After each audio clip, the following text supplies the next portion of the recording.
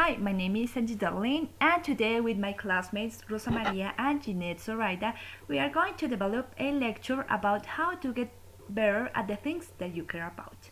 So let's welcome to Rosa Maria.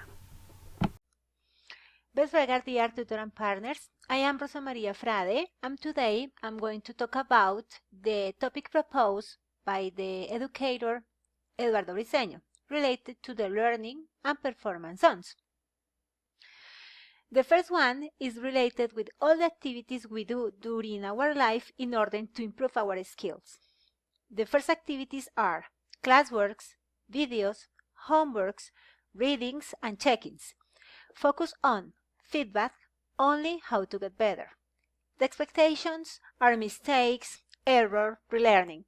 The benefit, prepare for future performance. Performance zones is related with all the activities that we dominate, trying to minimize errors and reach objectives. The goal to do our best, activities, exams, tests, presentation, papers, deliberations. Focus on grade, what I can do. Expectations, demonstrate knowledge and skills. Benefit, current performance. According to the investigation conducted by Eduardo Briceño, in spite that we do during our life our best work, we don't improve our skills. The situations, is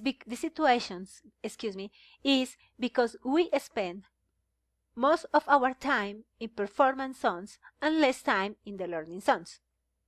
So the idea to this conference is to give you some recommendations and to show some consequences to spend time, the most of time, on performance zones than in learning zone. Recommendation. First of all, it's important to say that learning zone promotes critical thinking. So, if you are a teacher, it's very important that you should look opportunities among students in order to encourage. Encourage what? About complex problems without an exact answer, discussion, confusion, misunderstanding. When errors occur, it's necessary to investigate, to reflect, to deliberate from the errors, because from the errors we can learn. I mean, errors, it's an important part of our learning process.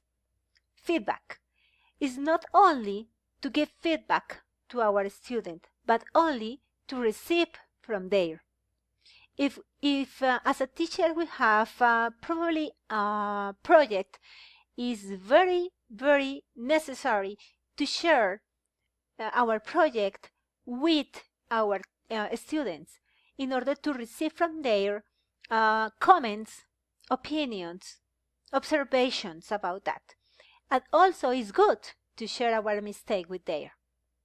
The idea is that the students begin to recognize the school as a place in which they improve their skills, not only a place when they show they already know. About consequences of investing more time in the performance zones than the learning zone are: comfort zone. Comfort zone is a position where the student or worker enjoy working with others, but they don't need the need to improve or develop our own skills or challenge. In these comfort zones, the students avoid making effort in work or studies. The next one is poor result in tests. For Colombian case, the result produced by PISA tests are very, very terrible, because this test is applied to students to 15 years old in order to measure the level reached in reading comprehension and resolution from problems. Accuracy and rating. With frequency, we hear students saying that the teacher only ask for tasks or words, only to accuracy and rating the tasks, because as a teacher, we don't give our students enough significant comments or feedback about their works. The next one is are not encouraged creativity and curiosity. Generally is repressed and avoided.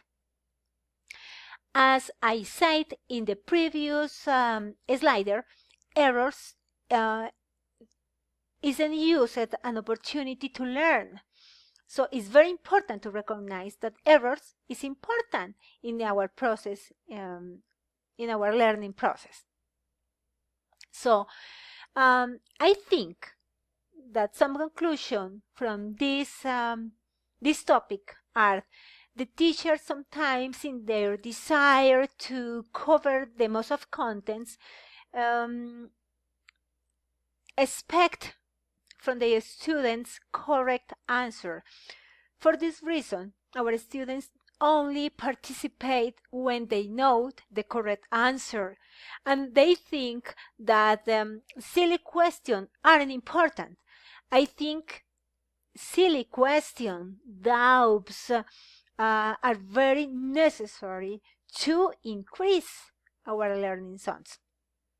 And finally, I would like to talk about a very successful case like Cirque du Soleil. When we see the presentation maybe last 1 hour, we see beautiful performance, but the time that they are spent practicing is very, very, very lot.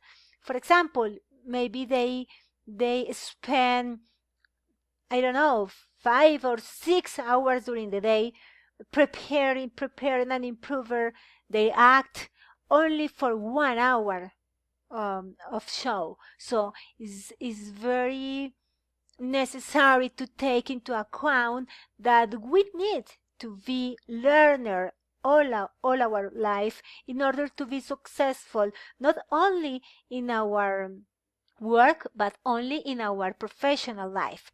So this was my presentation. Thank you very much. Most parents, teachers, and schools encourage students to perform as best as they can, but it turns out that focus on performance can hinder learning, improvement, and ironically performance. Take Cirque du Soleil as an example. It is a team that knows how to perform well. On a stage, they exhibit beautiful acrobatic feats, often performed flawlessly. However, what we see is a brief slice of their day in which they focus on the skills that they have already mastered and try to minimize mistakes. Mm, they perform at such high level only because behind curtains they spend a lot of time in their learning zone where they engage in activities designed for improvement, fully concentrate on what they haven't mastered yet and expecting to make mistakes from which they can learn. Both the shows and the artists are perpetual works in progress, but they could not continue to evolve if they were constantly performing. Always have a curious mind, explore different topics, and don't be afraid to ask for clarity. Be inquisitive, and if your intent is sincere, there will be people who will help and support you in your journey. Experiment, try out new things, and keep the momentum going. Keep learning and keep reflecting. As a final advice, intellectual growth should commence at birth and cease at death. Albert Einstein. Thank you.